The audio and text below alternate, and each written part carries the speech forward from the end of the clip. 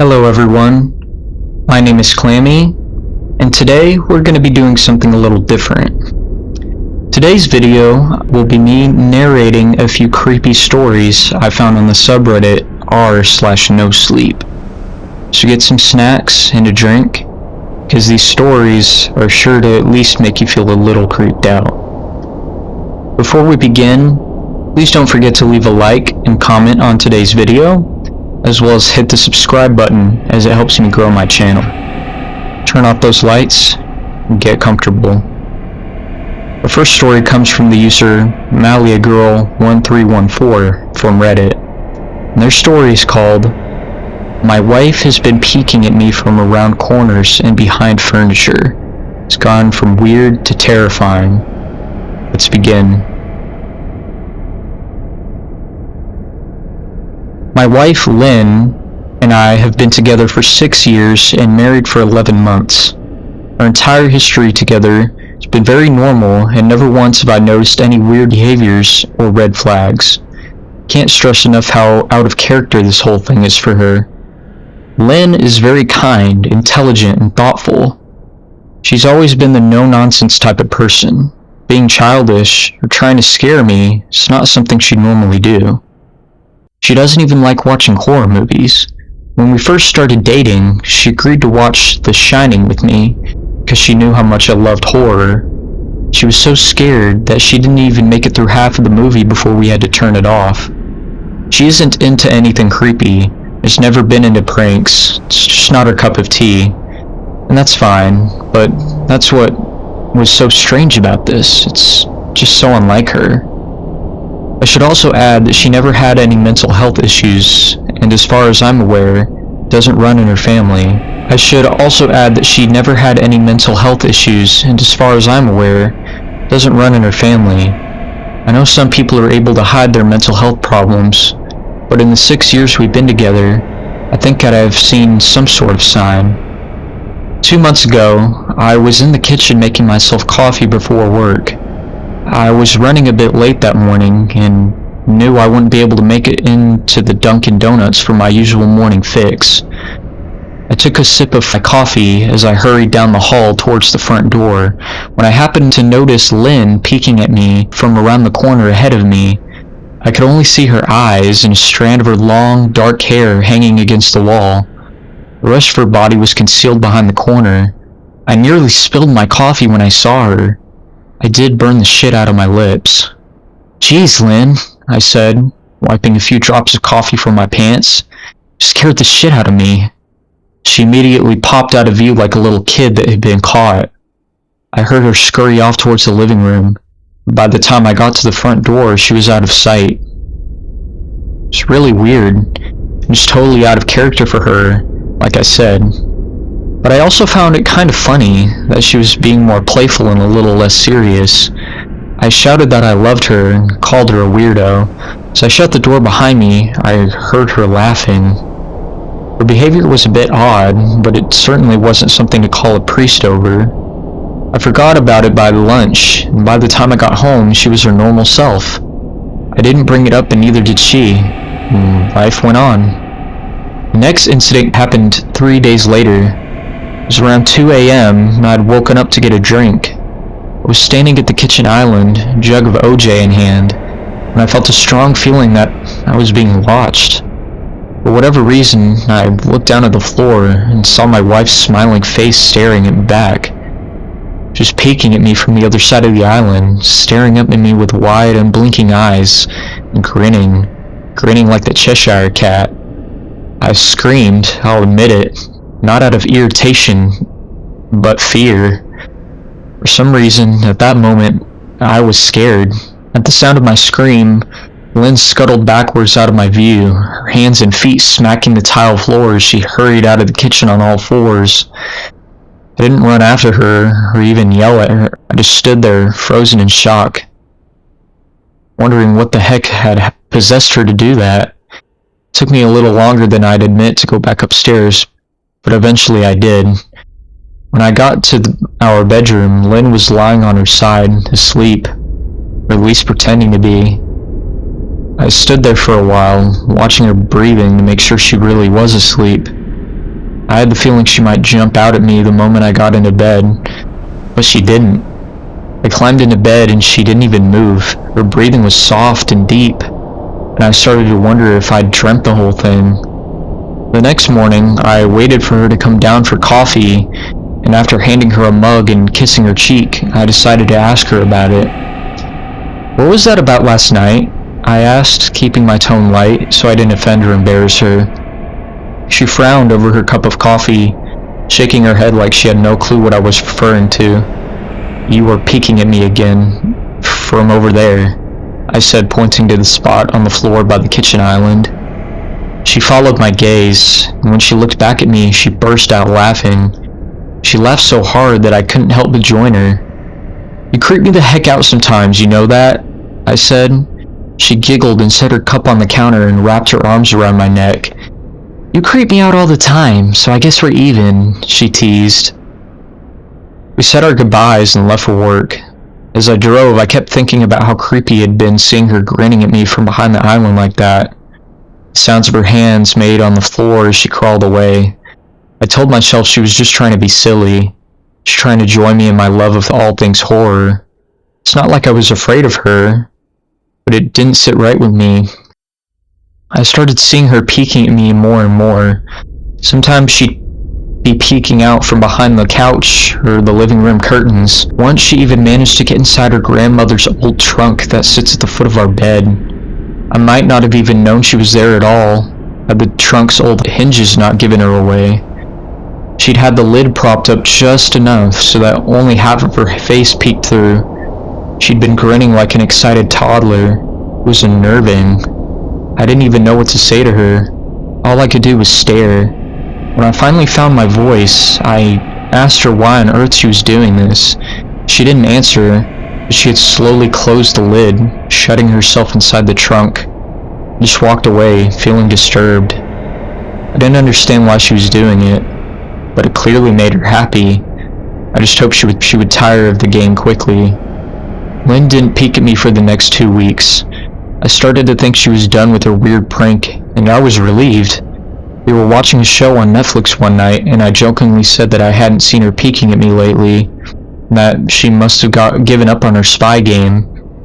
She looked at me with a small smile and said, "Maybe I've just gotten better at it." I didn't say anything, but I wondered whether or not she was joking. For the next few days, I couldn't stop thinking about what she said. She's still peeking at me when I wasn't looking, and I just hadn't noticed? If so, what the hell was she getting out of this? I started to feel paranoid, constantly checking whether she was watching from around the corner or behind a door. I was jumpy whenever I was home. She wasn't in full view of me. Felt stupid and a little crazy. But after a few weeks without another incident, I began to relax. I stopped checking behind furniture and walls and told myself it was just a bad memory. Then a few days ago, things got so much worse. Lynn left to go to a friend's, and I lounged on the couch and played a couple games on my laptop.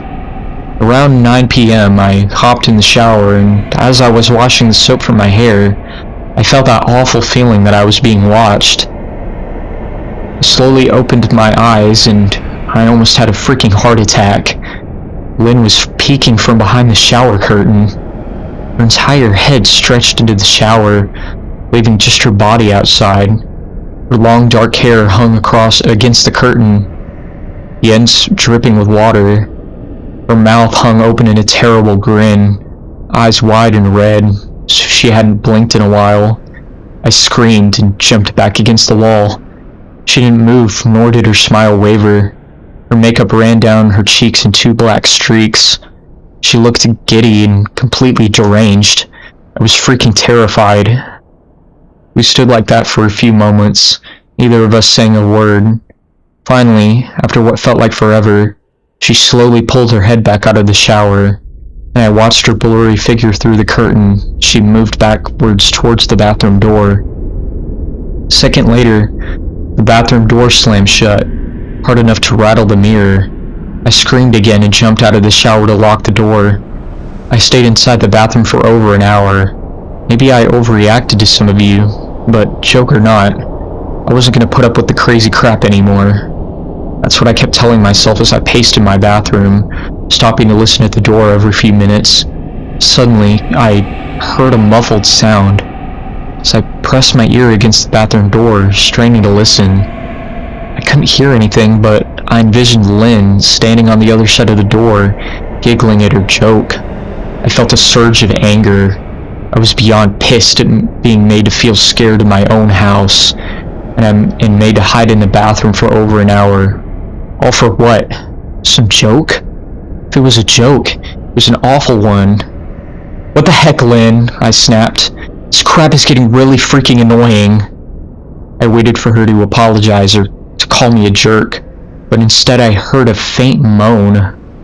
So quiet I wondered if I heard it at all. In complete silence. "Lynn?" I called out, not able to even hide the shakiness in my voice. I got no response, just my own heavy breathing. "I swear to God, just freaking stop it!" I yelled, pounding my fist on the door. I waited for her to cuss me out, something I would expect from me talking to her like that. I never screamed at her before, but there was nothing, just the occasional drip from the shower head. I won't deny that I was scared, too afraid to open the door and face my own wife. I waited another 30 minutes or so, which felt like a freaking lifetime when you're scared. Finally, I decided I wasn't going to spend the night hiding in my bathroom, so I got down on my knees and peered under the door. I almost expected to see her face peeking back at me, but thankfully I didn't. I could see straight down the hallway to the top of the stairs, but no Lynn. I didn't know if I should be happy about that or not. I looked for a few minutes, waiting to see her head pop out over the top step, but it never came. I stood up, my hand hovering over the door, and mentally prepared myself to open it. I slowly turned the lock with shaky fingers, was about to yank it open, when I heard a sound that still makes me feel nauseous when I think about it. A moan, louder than before, but this time I was able to tell just where it was coming from. I turned my head to the closet door, as if in slow motion, and locked eyes with my wife, who was peeking out at me from the slight gap. Her eyes were still wide as ever, and her mouth was hanging open in the most grotesque, gaping smile I'd ever seen. I didn't even scream. I was too scared for even that. Her hands were clasped to her chest, body trembling with sheer delight. She could barely contain her excitement. A short, raspy moan bubbled up from her throat, deep and raw, sending a shiver through my entire body. Somehow, I found the ability to pull the bathroom door open and ran as fast as I could all the way down the steps, snagging my keys and phone from the table in the living room before running outside to my car. I could hear her shrill laughter behind me, but I didn't hear her getting any closer. I didn't bother shutting the front door. I drove away from the house faster than I legally should have, shivering the entire time, either from fear or the cold, maybe a little of both. I hadn't grabbed a coat or even a pair of shoes. I was still in my boxers and my hair was still damp. I drove straight to my brother Chris's house about 40 minutes away, ignoring every call and text I got. I didn't check my phone until I was safely parked in my brother's driveway. Lynn had called 4 times and sent a flurry of texts, all wondering where I'd gone and why I left. I threw my phone up at the dash in a rage, furious at her nonchalant attitude. My brother and his wife were surprised to see me, especially dressed in a pair of boxers, but told me to stay as long as I needed. Chris sent me some clothes and asked me what happened. I told them Lynn and I had a fight, but didn't get into the details. I didn't want him to think I was overreacting, leaving my wife over a prank, even if it was a strange one. I mean, hadn't I encouraged her for years to lighten up instead of being so serious all the time? I wanted her to relax and loosen up, but this was definitely not what I had in mind. I tried to sleep on their sofa, but my brain wouldn't let me sleep. Every time I closed my eyes, I saw Lynn's face staring at me from inside the closet. Knowing she'd been there with me the entire time made my skin crawl. She never left the freaking bathroom at all. Instead, she slipped inside the closet and slammed the bathroom door shut to fool me. The mere thought of going back to my home gave me anxiety. I tossed and turned, unable to sleep. Chris ended up giving me a sleeping pill so I was able to get a little rest. My sleep was filled with terrible dreams, all of Lynn's smiling faces. I woke up just as the sun started to rise. My sore body aches from the sofa. I felt drained. I knew I'd have to call Lynn at some point, but I didn't know what to say to her. I wouldn't be going home unless she gave me her word she'd never do anything creepy anymore. I just wanted my wife back. Her normal, serious self never looked so good to me. I was contemplating calling her and telling her that, when that familiar feeling came over me. I was being watched. I was staring at the ceiling, my heart in my throat. I didn't want to look away, but the longer I ignored the feeling, the worse it got. My eyes drifted away from the ceiling almost on their own.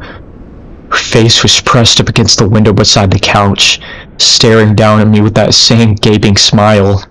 Drool dribbled down her lips, leaving 2 long streaks down the glass. I didn't know how long she'd been there, but something told me she'd been there for quite a while, possibly all night. I didn't bother screaming, though I was afraid anger triumphed any fear I felt at that moment. I jumped up from the couch and pounded my palm against the glass. "Lynn, are you crazy? What the hell is wrong with you? Just go home!" I shouted. "Now!" She didn't move. Her ghastly expression never changed. If anything, her smile only grew, as if she had never been more elated. I could hear Chris and his wife moving around upstairs, as Flynn could hear them from her place outside. Her head twitched slightly in their direction. She began to close her mouth slowly. Chris called my name from upstairs, obviously concerned. I turned to see him and his wife Rebecca hurrying down the steps. When I turned back to the window, Lynn was gone. The only sign she'd been there at all was the 2 streaks of drool still dribbling down the glass. I tried explaining to Chris and Rebecca about waking up to see Lynn watching me through their window. They were skeptical. Who wouldn't be? Chris and I went outside to the spot in front of the window, but there were no footprints in the dirt. Just a slight indent. Animal, probably, Chris guessed, and I didn't argue. He and Rebecca assumed I dreamt the entire episode. They didn't understand, and I was too tired to explain it to them. Called off work that day and turned my cell phone off. I didn't want to face Lynn. Just talking to her was too much for me at that point. I really started to believe something was irreversibly wrong with her. That no matter what promises she made, we'd never be the same again. The thought saddened me to my core. I cried most of the morning. By noon, I figured I was ready to confront her. Give her one last chance to explain herself. I could at least give her that after 6 years, I told myself. I turned my phone on and saw the dozens of texts she'd sent me from a seemingly concerned wife. "Can we talk? I love you. Please call me. I'm really worried. Can you answer? Just come home." And more of the same. All texts telling me she loved me, she wanted me home, how worried she was. Not a damn one addressing the crazy shit she pulled, like she hadn't been acting like a character from a Stephen King book. Even her texts were different.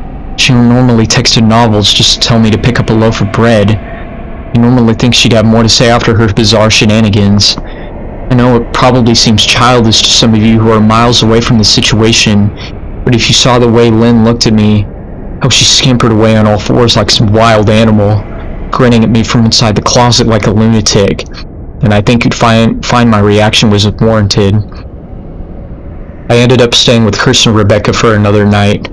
I didn't wake up yesterday until afternoon, and thankfully I didn't see Lynn's face watching me through the window. "I don't want to pry, because it's not my place, but is this fight something that can be mended?" Rebecca asked. She made us both a sandwich for lunch, and I knew she wanted to breach the subject without seeming to be nosy. "I don't know. She's like a different person," I said, choosing my words carefully. I still wasn't ready for her or Chris to know the full extent of the batshit craziness I'd been dealing with. "People change, Ben, but she's still the same woman you married.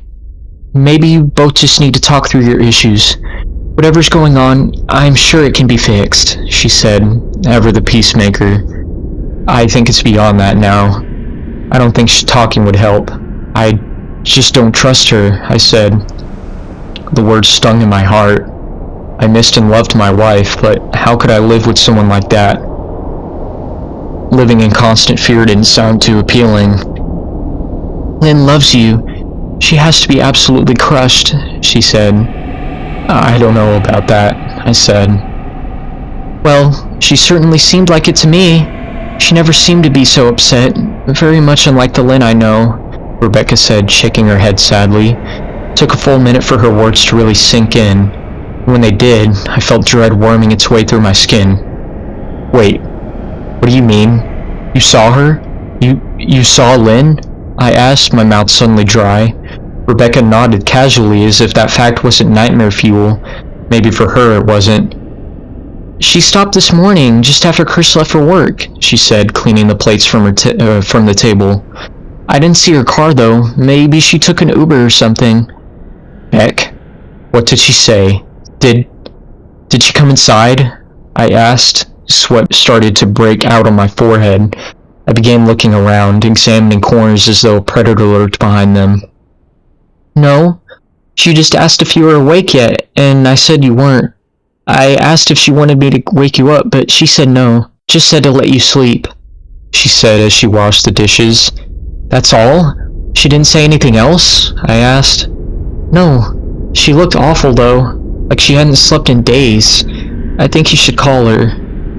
I got up from the table and thanked Rebecca for lunch. I felt a little better at the knowledge that at least she hadn't come inside. Still, I needed to double check that the doors were locked.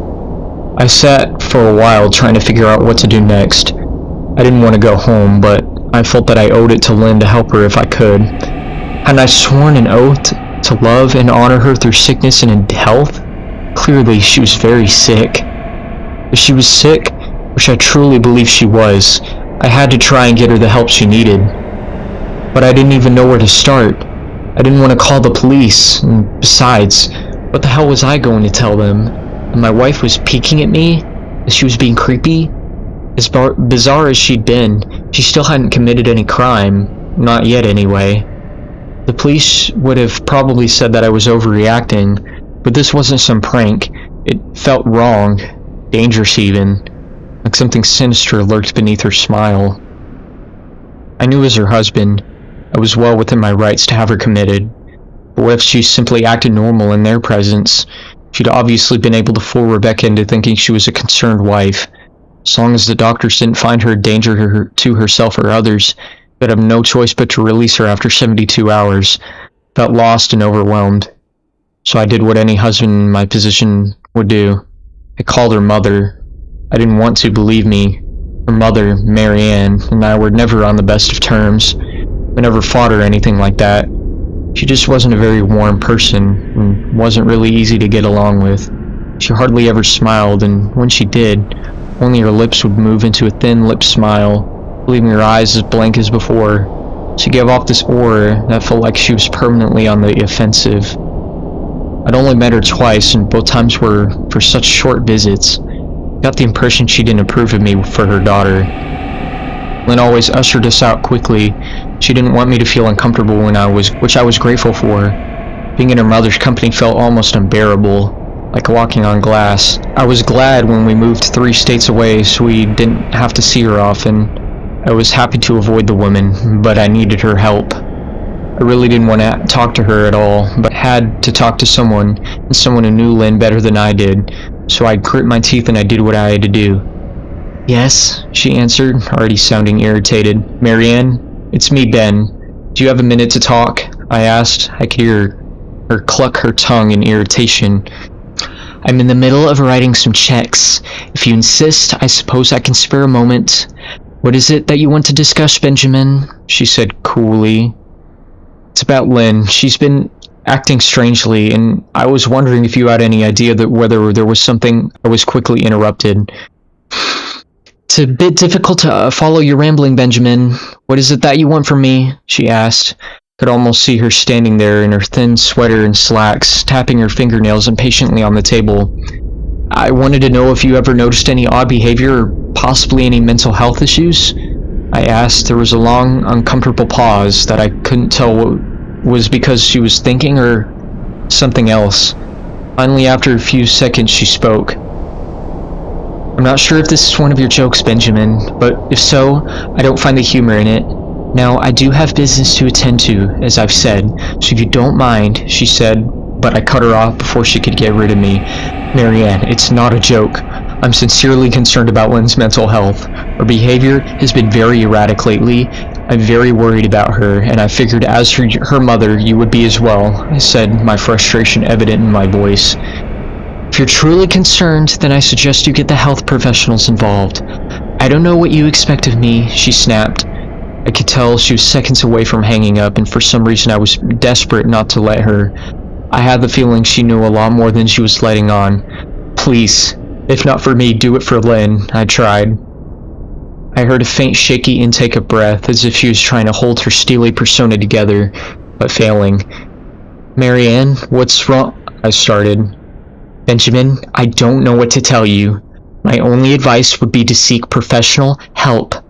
Do not call here again. Goodbye. I tried to call out to her, but she'd hung up.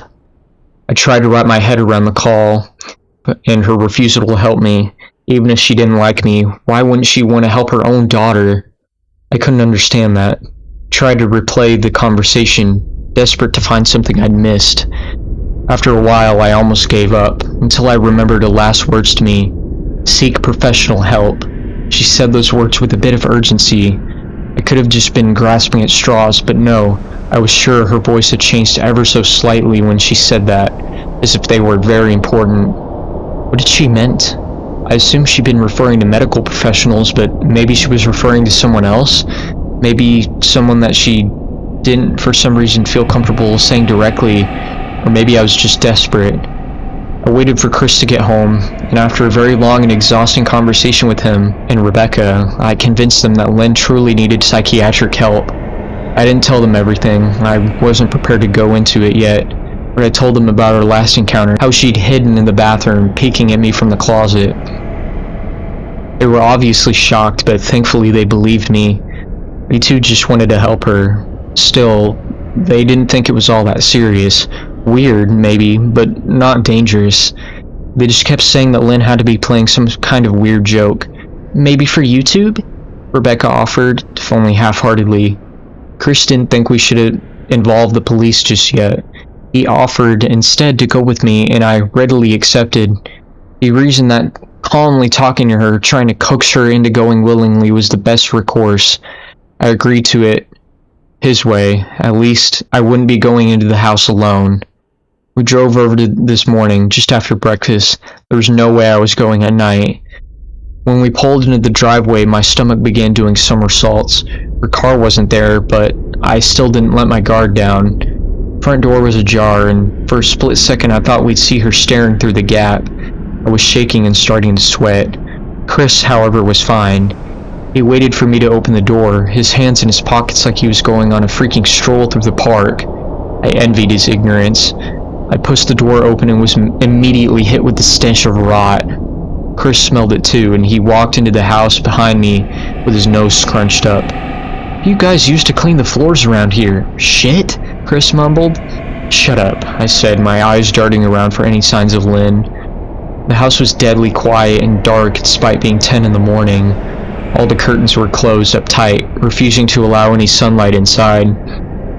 If I hadn't left it just 2 days prior, I'd have thought the house to be abandoned.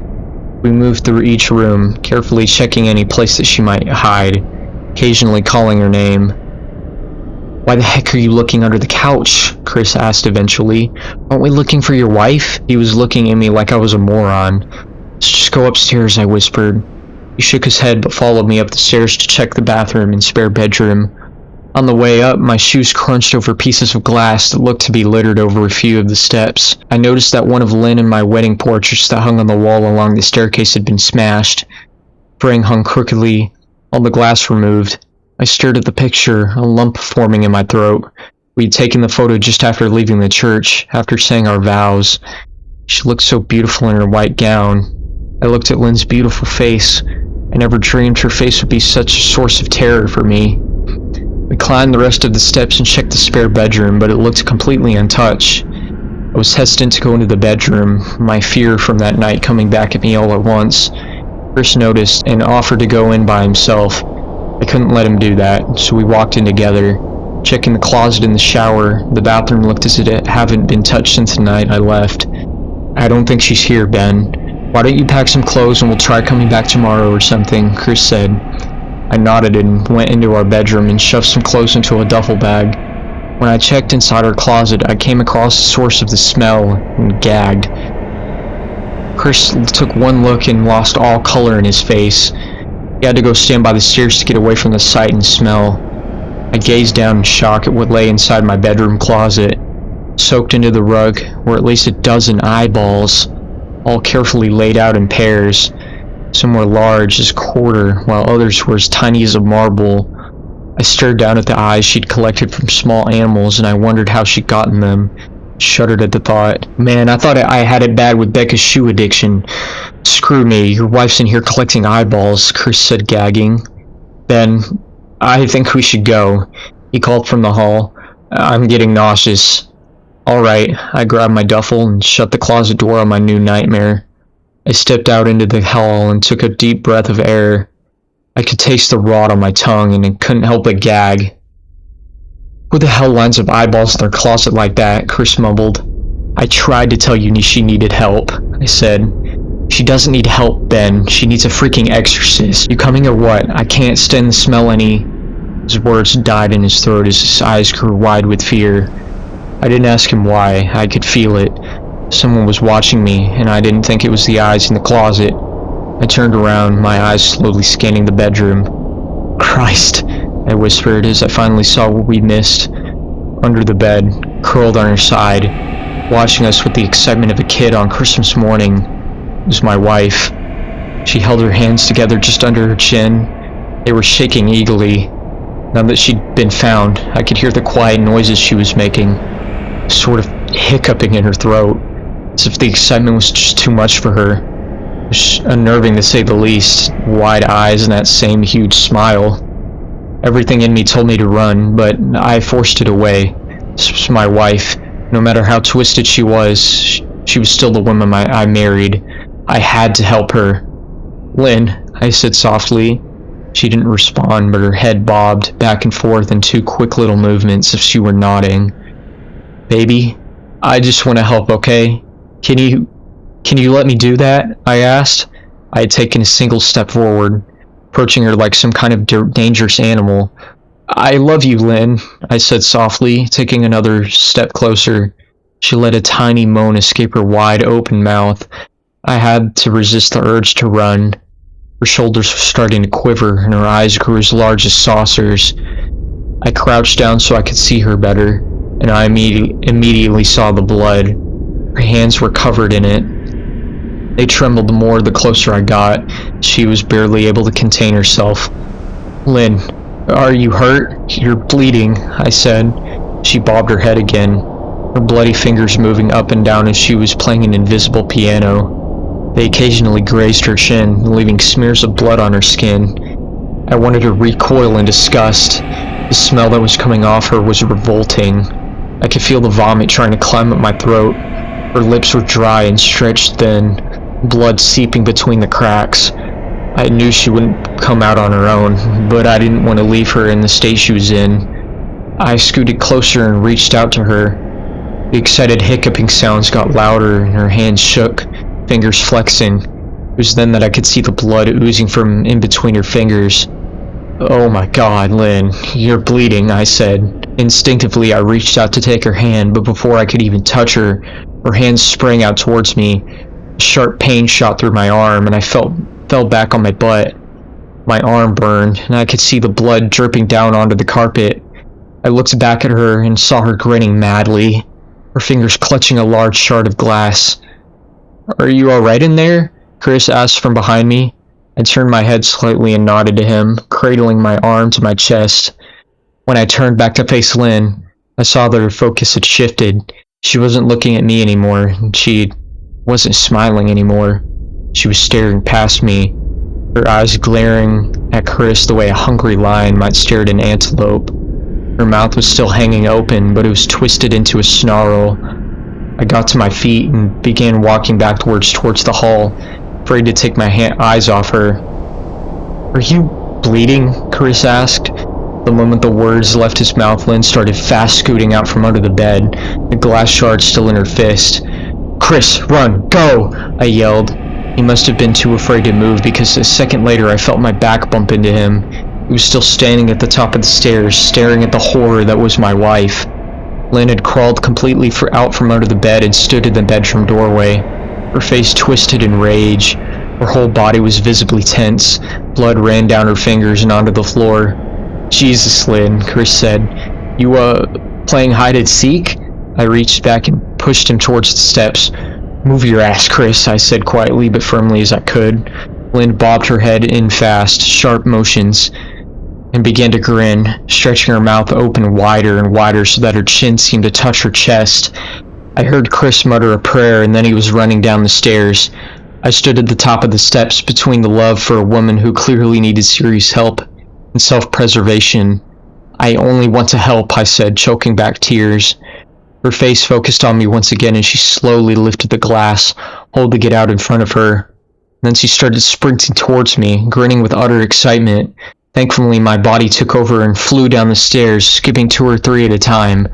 I made it to the front door before I felt her leap onto my back, wrapping her arms around my neck, her open mouth next to my ear so that I could hear those terrible hiccuping noises up close. I shook her off me, knocking her to the floor. I felt a searing pain in my back, but I tore open the front door and bolted to my car. Chris was standing in the front yard, talking on the phone with the police. I didn't say a word. I just ran to my car and jumped in. Chris took the hint and followed me, still on the line with 911. I watched the rearview mirror. Sure, I'd seen her there, running after us, but I never did. I went straight to the ER and got 11 stitches in my arm and 3 in my back. The police asked a lot of questions, and I went back to the house to do a search, but of course, Lynn wasn't there. They advised me to stay with a friend or relative for a while, and to file a restraining order as soon as I could, but none of those things would matter. Somehow I just knew. I dropped Chris off at home and went to a motel an hour away. I wanted to put as much distance between me and Lynn as I could. This is where I'd been for the last 4 hours. I thought maybe the police would find her, maybe they'd get her the help she desperately needed. But now I don't think so, because 40 minutes ago I got a text from an unknown number. Just 3 words. "I found you." And a picture attached.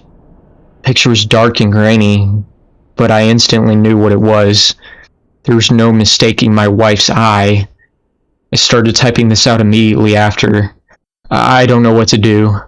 I'm alone and scared, and I can't help but feel that I'm being watched.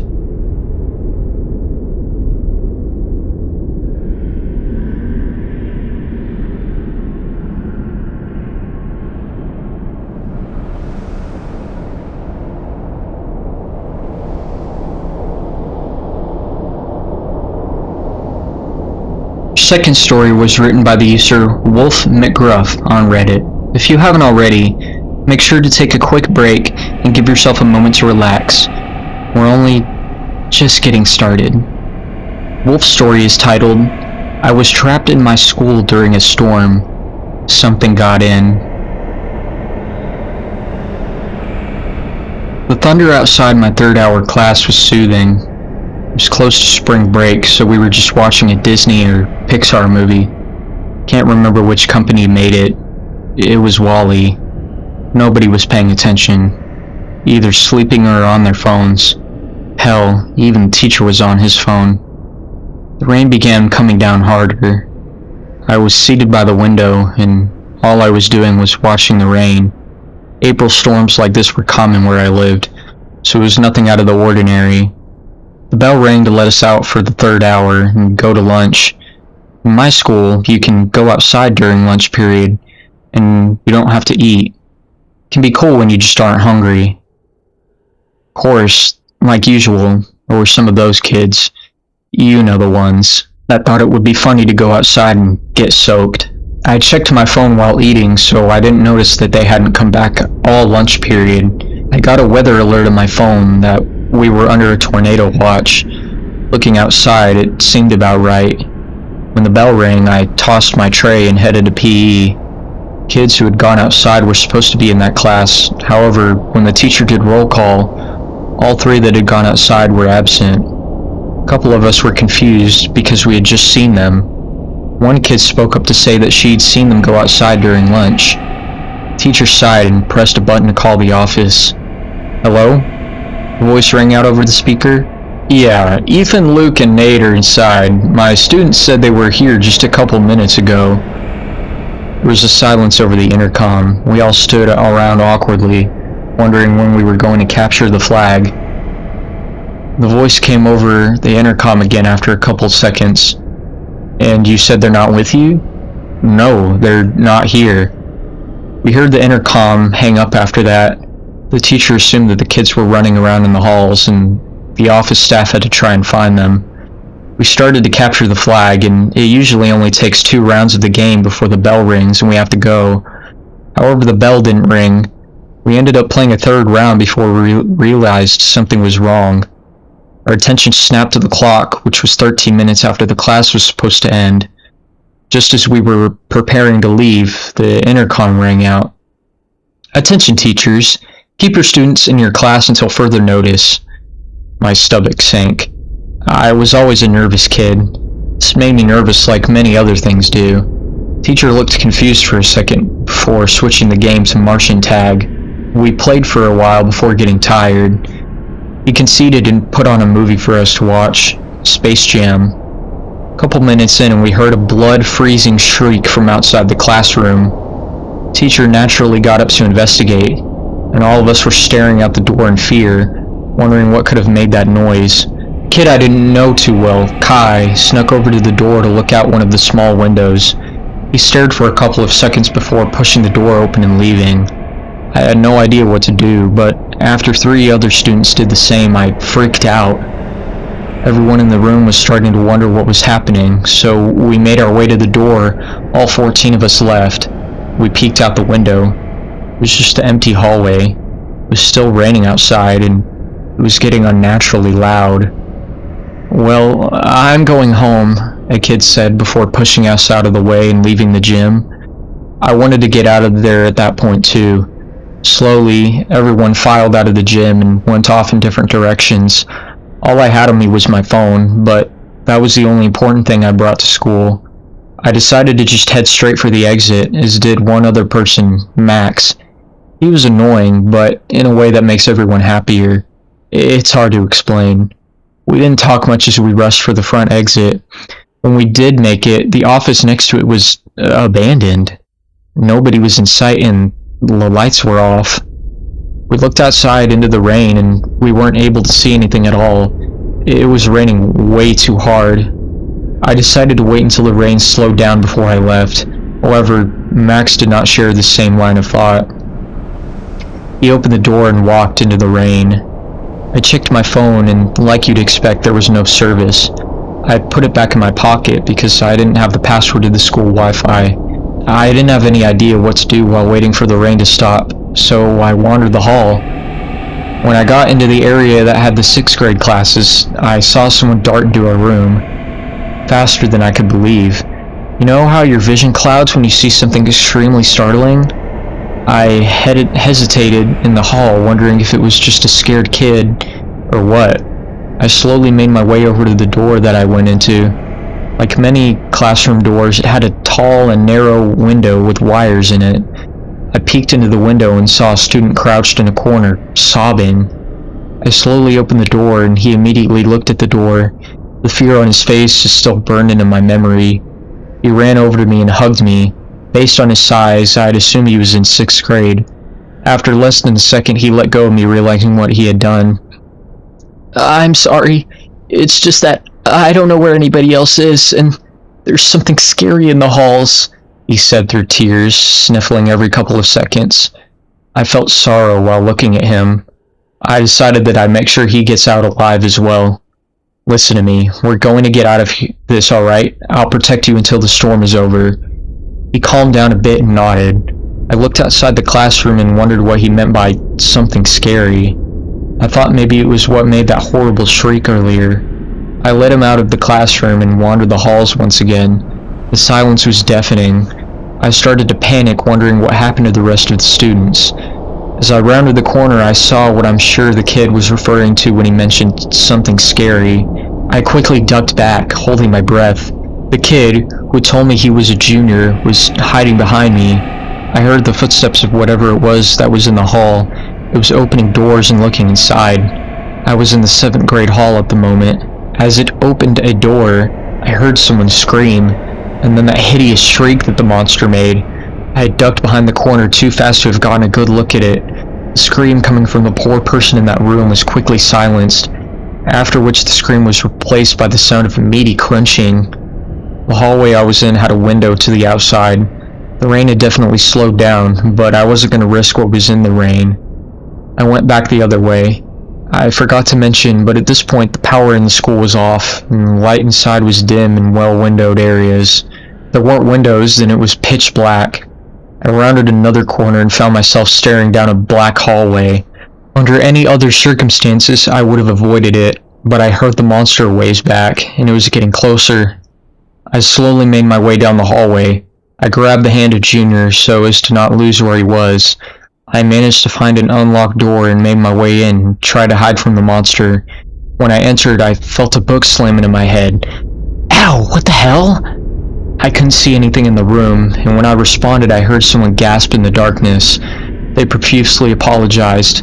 I had a headache from it. I reached over to the doorknob and tried to find a way to lock it. Luckily, there was a small lock that prevented the doorknob from being turned. I was sure that the monster heard me yell. My suspicions were confirmed when it slammed against the door, eliciting a scream from Junior. The monster tried the doorknob, but when it didn't open, it started to get violent. It was trying to break down the door. At this point, I accepted my inevitable death. Then an idea popped into my head. Some of the classrooms had a closet that leads into another classroom. I didn't want to turn on my flashlight so that the monster didn't know where we were going. I asked the kid if there was a closet in this room, to which I got no reply. There must be, I thought, because I realized that the kid was no longer here. I stumbled around in the darkness, shaking from fear. I had to keep going through, for Junior at the very least. I managed to find the closet and I slipped in. I made my way to the next classroom, and as the door from the previous one was destroyed, I heard it shatter. I realized my mistake and I rushed over to the window in the classroom. I had no choice but to brave what was out in the rain. I tossed a book at the window hoping to break it, but it hopelessly bounced off. I made a rash decision and tried my hardest to punch out the window. It cracked. I tossed another punch, pushing through the pane, and the window broke. The glass deeply lacerated my hand. I hopped out, cutting my legs. As I turned around to grab Junior, the monster broke its way into the room. Junior reached out to me, but the monster was faster.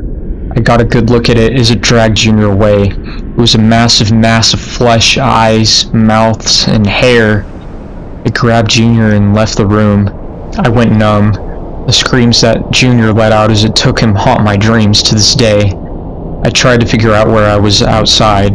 As the rain slowed to a drizzle, I was in the parking lot, where there had to be a dozen police cars and ambulances waiting. EMTs ran over to me when they saw me. From that point to the hospital, it was a blur. My parents, police, government agents. I got asked questions from everybody that I knew about what happened. In the end, I got no answers. All I knew was that 112 people were missing. I never knew what came of the monster, or what happened to the people who disappeared in the rain. I left the town soon after, and I now live in southern Indiana. That was 4 years ago. I recently graduated high school, and I tried to find out if the event was ever recorded online or some way or another. I couldn't find anything about it. No obituaries, no nothing. Anytime it rains now, I always get scared. My hope is that whatever the monster was, it didn't escape.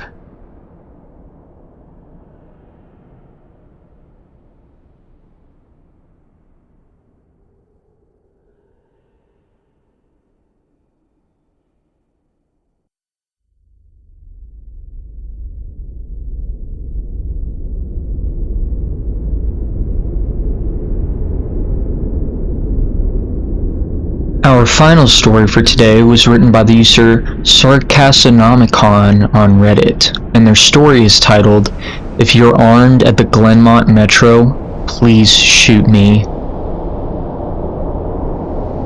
Make it a headshot. Shoot me in the temple, aiming slightly downwards. I need a bullet to travel the shortest possible distance through my brain before it hits my hippocampus. If I'm lucky, the sensation of the gunshot ripping through my skull will only last a few decades. As awful as this sounds, you will be doing me an enormous favor. Death by a headshot, as soon as possible, is vastly better than the alternative. My ordeal started over 10,000 years ago at 10:15 this morning. I earn extra money by participating in drug trials. I'm a so-called healthy subject who takes experimental drugs to help assess side effects. Once it was a kidney drug. A few times it's been for something for blood pressure or cholesterol. This morning, they told me the drug I took was a psychoactive substance intended to accelerate brain function. None of the drugs I had tested so far have ever done anything for me, in the recreational sense. In other words, none of the drugs I've tested have given me a killer buzz, or mellowed me out, or anything. Maybe I've always ended up in the placebo group, but nothing I've ever tested has affected me at all. Today's drug was different. This crap worked. They gave me a pill at 10:15 and told me to hang out in the waiting room until they called me back for some tests. Only about 30 minutes, the research assistant told me. I flopped onto the waiting room couch and read a few articles from a copy of Psychology Today that was sitting on the coffee table. They hadn't called me back when I finished Psychology Today, so I picked up US News and read it cover to cover. Then, I read an old Scientific American. What was taking them so damn long? I sluggishly turned my head to look at the wall clock. It was only 10:23 a.m. I'd read all 3 magazines in 8 minutes. I remember thinking this was going to be a long day. I was right. The waiting room had a little bookshelf with some used hardcovers on it. When I stood up to walk to the bookshelf, it felt like my legs barely worked. It's not like they were weak, they were just slow. It took a full minute just to stand up off the couch, another minute to take 2 steps to the bookcase. I scanned the old books on the shelf and picked out a copy of Moby Dick. My arms had the same problems as my legs. Just reaching 1 foot in front of me to grab the book took a long time. I actually got bored just waiting for my hand to reach the spine of the book. I slogged back to the couch and collapsed onto it in a slow-motion fall that reminded me of the low-gravity hops of astronauts on the moon. I opened Moby Dick, slowly, and began reading. I started with Call Me Ishmael and got as far as Ahab throwing his pipe into the sea, which was all the way to chapter 30, before they called me back. "How are you feeling?" the research assistant asked me. "I feel slow," I asked. "Actually, it's the other way around. Everything seems slow because you're so fast." "But my legs, my arms, they're moving in slow motion." "Your body seems like it's moving slowly because your brain is fast. Your brain is running 10 or 20 times faster than normal. You're thinking and perceiving reality at an accelerated pace, but your body is still constrained by the laws of biomechanics. Frankly, you're moving much faster than a normal person." She pantomimed into a jogging motion. "But your brain is running so much faster right now that even your fast walk seems very slow to you." I thought about my slow-motion flop onto the waiting room couch. Even if my muscles had slowed down, my body would still react to gravity the same way. But in the waiting room, I even fell in slow motion. Slow muscles couldn't explain why gravity seems weaker. My brain was going at warp 10. That's how I managed to read 3 magazines in the first 30 chapters of Moby Dick in 15 minutes. They ran a series of tests on me. The physical tests were fun. They made me juggle 3 balls, then 4, then 6. I had no problem keeping 6 balls in the air because they seemed to be moving so slowly. It was boring, frankly, waiting for each ball to move through its arc so I could catch it with my slow-motion hands and toss it back into the air. They threw Cheerios in the air and I caught them with chopsticks. They dropped a handful of coins and I counted the total value before they hit the ground. The cognitive tests were less fun, but very illuminating. Finish a 50-word search, 3 seconds. Solve an intricate maze drawn onto a poster-sized paper, 2 seconds. view a slideshow projected at 10 images per second, and answer detailed questions about what I saw, 95% correct. They told me I measured over 250 on the NOP scale. Apparently, that's deep into the superhuman range of thinking speed. Then, they sent me home. It'll wear off in a few hours, they said, which will seem like days to you. Try to use the residual effects to get some work done. Catch up on work emails while you're still in high-speed mode. The ride home was horrible. It was only 3 metro stops and in real-world time, it only took about 35 minutes, but in my drug-accelerated hyper time, it felt like days. Days. Just walking out of the medical research suite to the elevator seemed like it took an hour. I sprinted out of the office, willing my legs to push me faster, but the laws of biomechanics held me prisoner. As accelerated as my brain was, I couldn't do anything to make my legs work faster. The huge disconnect between my body and mind made it extremely difficult to judge how and when to slow down, turn, or rotate my body. I had basically turned into a giant slow-motion spaz. I misjudged my speed and rammed into the wall by the elevator button at a pretty good speed. Even though I could see the wall coming at me, I couldn't make my finger outstretched to hit the elevator button, move away fast enough, and I jammed it against the wall, hard. The pain was intense. If my brain had been running at regular speed, it probably would have only hurt for 30 seconds or so, but in my accelerated state, the intense pain seemed to last for half an hour, 45 minutes maybe. The elevator ride wasn't horrible. It felt like I spent 4 or 5 hours just descending 7 floors, with nothing to look at but the interior of the elevator car. I sprinted to the metro station. I have to admit, this part was almost fun. Even though my body moved at what seemed to me super slow speed, I could still carefully choose how and where to place my feet, swing my arms, and turn my torso. It only took a block or two to get used to having a brain that ran 24 times faster than my body. Then, I basically sprint danced the rest of the way, twisting and juking between people on the sidewalk and dodging moving cars with inches, as known as minutes, of clearance. I spent an hour in my time frame descending into the subway and running to the platform, endless tedium waiting to the 6 minutes for the red line train to arrive. Although there was more to look at on the metro platform than inside the elevator, it was still intensely boring. I should have stolen that copy of Moby Dick. The red line train roared into the station in slow motion. The normally high-pitched squeal of its brakes was frequency shifted by my high-speed mind to a long, low tone, like a monotone tuba solo.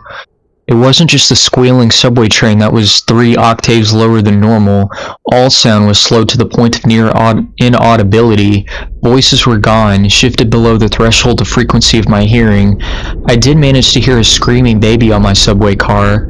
Her shrieks slowed to the sound like whale songs. Sharp sounds like car horns and trucks bouncing over potholes were low, muddied roars like distant thunder. Back at the research offices, I could still hear and communicate with the research staff, but now, verbal communication with anyone would be impossible. The effects of the drug were still intensifying. I spent what seemed like days on that freaking red line train. Days, listening to the whale song of the screaming baby and the tuba solo of the brakes. Where ordinary voices were frequency shifted out of my audio range, smells didn't seem to be affected. I never became nose-blind to the body odor, the stench of the train's brakes, the melange of farts and other smells wafting through the metro car. I finally got back to my apartment, sprinting through my open door and into the front hall at full speed like I was a slow, relaxing drift down a lazy river. I was relieved to be home.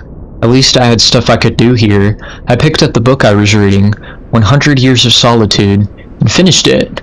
Despite turning the pages so quickly that I tore many of them, it seemed like most of the time I spent finishing the book was spent on page turning and not actually reading. 3 minutes had passed since I got home. I tried surfing the internet. My God, it takes a long time for computers to boot these days, but it was too frustratingly slow. Hours seemingly to load each new page, and a fraction of a second to read it. 100 articles in my newsfeed were read, and just 3 more minutes were done. I dipped into my pile of yet-to-be-read books and finished 2 more. 4 more minutes had passed. I decided to try to sleep off the remaining effects of the drug. Unfortunately, whatever part of my mind is responsible for perception, the part that's been accelerated to hyperspeeds by the drug, isn't the same as the part that governs sleep. Despite being awake for what I perceived as days, my physical brain still thought it was 1:25 p.m. It was not ready for sleep. Nevertheless, I tried to sleep. I walked to my bedroom, a slow 45-minute drift through my apartment, and flung myself into bed, lazily falling like a feather into the mattress. I closed my eyes and lay there for hours and hours, 10 minutes of reality time, before giving up. Sleep would not come. I was facing what was going to feel like days, or maybe even weeks of being trapped in a slow-motion prison. So I took an Ambien. The sensation of the pill and the splash of water I used to swallow while sliding down my throat was sickening. A lump that blocked my breathing, moving like a slug down my esophagus. I read a book. 10 minutes had passed. I read another. 18 minutes since I took the Ambien. I threw the book across the room in disgust at my situation. The book slowly pirouetted and spun through the air like a leaf blowing in a breeze. It hit the wall with a long, faint rumble, the only sound I had heard for what seemed like hours, and drifted to the floor like a flip-flop sinking in a swimming pool. The force of gravity hadn't changed since I took the pill. The laws of physics were the same. It was just my perception of time that had gone wackadoo. This meant I could use the speed things seemed to fall as a way of judging the effects of the drug. Based on how long it took the book to drift to the floor, I estimated the effects of the drug were still intensifying. I read a magazine. I turned on the television. I clearly saw each frame of the video like I was watching a slideshow. Frustrated, I turned the television off. I read some more. The first two books of Churchill's A History of the English-Speaking Peoples. Not exactly a light read. Frankly, I hated it. But given the hours of tedium it would take to go get another book off my bookshelf, just sitting there on the couch and reading Churchill was better, or at least less worse. It had now been 35 minutes since I took the Ambien. I lay down on the couch and closed my eyes. Time passed. I inhaled. An hours-long process. Time passed. I exhaled for more hours. Sleep would not come. I needed a new plan, so I decided to go back to the offices where they gave me the drug. Maybe they would have something that could counteract its effects, or at least something to knock me out until it wore off. I exited the apartment as fast as possible, taking hours in my time frame to do so. I didn't even bother locking the door. It would have taken so long. Down the stairs, it's faster than the elevator if you run. Through the lobby, out the front door and onto the street. These few things felt like it was a long day at the office. Sprinting down the street, dancing and weaving between pedestrians with what must have looked to them superhuman dexterity, down the first flight of stairs at the metro, across the landing, another hour, then onto the second flight of stairs, and that's when the Ambien hit me. Ambien didn't make me sleepy, not at all. Instead, it must have had a severe cross-reaction with the experimental drug that I took this morning. I was bounding down the second flight of stairs, moving in slow motion, but still making perceptible progress. Then, wham! Everything stopped. The dull roar of the street and the metro noise ceased, replaced by the most perfect silence I've ever experienced. My downward motion seemed to completely freeze. Before the Ambien kicked in, my perception of time was maybe a few hundred times slower than real time. After the Ambien took effect, time moved thousands of times slower. Every second seemed like days to me. Even just moving my eyes to focus on a new point was like an impossibly slow scroll across my visual field. Over the course of the afternoon, I learned how to walk, run, and jump when my mind ran hundreds of times faster than my body. But with another 4 or 5 orders of magnitude of slowdown caused by the Ambien, body control was almost impossible. I fell on the stairs. Even though I was all but frozen in mid-step, controlling my muscles was impossible. I commanded my foot forwards for hours, then backwards for hours more when it seemed like I would miss the next step. Hours attempting to adjust the angle of my ankle, then readjusting when it felt wrong. Despite these efforts, I rolled my ankle onto the next step. The pain wasn't at all mitigated by the slowness. Hours of increasing strain on my bent ankle. The nerve signals that send pain into the brain must work differently than the nerves in my ear. Sonic energy was spreading out all over time, diluted until it was imperceptible. Pain flowed into my brain, undiluted by the change in my perception of time. Hours and hours of increasing weight on my turned ankle turned into hours of increasing pain upon increasing pain. I pinched forwards, my high-speed mind completely unable to control my slow-speed body. I drifted downwards for days, managing to rotate my torso enough to keep my head from impacting the ground first. I eventually landed on my right shoulder. At first, the impact wasn't even noticeable. Then, I felt a slight pressure in my shoulder as it came in contact with the ground. The pressure grew, bringing increasing pain for hour upon hour. My shoulder finally gave out, popping out of its socket with an endless, sickening tug. I came to a stop days later, crumpled onto the ground, staring at the ceiling. The pain in my shoulder still screaming with the intensity of a fresh, violent injury. I had plenty of time to think during that fall. If every second seemed like days to me, then each minute of real-world time would be like years. Even if the drug cleared out of my system in the next 2 or 3 hours, this nightmare would seem to last centuries. By the time I hit the ground, I had a plan. I would somehow get to the platform and throw myself in front of a train. I twisted onto my hands and knees, days of my dislocated shoulder crying for relief. I misjudged my rotation and rolled onto my back. I tried again, collapsing onto my face as I tried to figure out how to control a body that moved slower than grass grew. Weeks of effort were finally rewarded with success. I stabilized on my hands and knees. If just getting on all fours was as difficult, I figured that walking or running was completely out of the question, so I crawled. I crawled through the metro tunnel. The dumb look on people's faces in the crowd lingered on me for weeks. I crawled under the turnstile and onto the escalator. The escalator spilled the rush hour crowd onto the platform at the same speed a glacier spills ice into the sea. I looked out over the crowded platform during my interminable downward ride. The train status sign said the next train would arrive for 20 minutes. 20 minutes was like a year to me. I'd have to spend a year on the metro platform, waiting to die. I crawled off the escalator, enduring days of stupid expressions on the commuters' faces. I crawled a few feet to a concrete bench and curled up next to it, trying to find a position to lessen the pain in my shoulder. Then, my problem with time got worse. Impossibly worse. The massive slowdown on the stairs was just the beginning of the interaction between the experimental drug and the Ambien. It fully hit me when I was curled up by the bench. I blinked. Years of darkness followed. Sound was already gone, and with my blink, sight was now gone as well. All that existed was the pain from my fall. My hyper-accelerated mind wasted no time compensating for the lack of sensory input. Voices spoke to me. They sang to me in languages that never existed. Patterns and faces and colors came and went into my mind's eye. I recalled my whole life and imagined living another. I forgot English. I settled into a profound despair. I spoke to God. I became God. I imagined a new universe and brought it to life with my thoughts. Then I did it again and again. My eyes opened with geologic slowness, a faint glow, weeks, a slit of light, weeks, a narrow view of the metro platform, ankles of the commuters near me, and an advertisement on the opposite wall. I extracted my phone from my pocket, a project that spanned decades. How can I even explain the boredom? The pain in my shoulder is nothing compared to the boredom. Every thought I can think, I've thought hundreds of times already. The view of ankles and advertisements never changes. Never.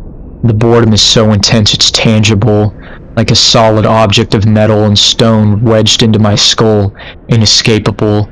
What are my options? If I crawl and fall under the tracks without an oncoming train to crush me, I won't die. I'll experience even more pain from the 4-foot fall, but I'll most likely be rescued by some do-gooder on the platform and unable to act when the train finally does arrive. My suffering in that scenario would be endless, so I would wait for the train, so now I can throw myself under it. When it finally hits me, I will have experienced the pain of being ripped into pieces for centuries, until finally, the light of life leaves my brain and my experience ends. I've lived hundreds of lifespans at the foot of this bench. I'm far older in spirit than any human who has ever lived. Most of my experience has been a snapshot of pain, huddled on the floor of a subway platform, with an unchanging view of ankles and advertisements. This post is my plan B, my Hail Mary, my long shot. I spent lifetimes typing and posting this message in the hope that someone will read it and become convinced that my suffering must end. Someone on this platform right now, someone who will find the man curled under the bench, the man who crawled down the escalator, and kill him as swiftly as possible, a bullet to the temple. If you're armed and at the Glenmont Metro, please shoot me.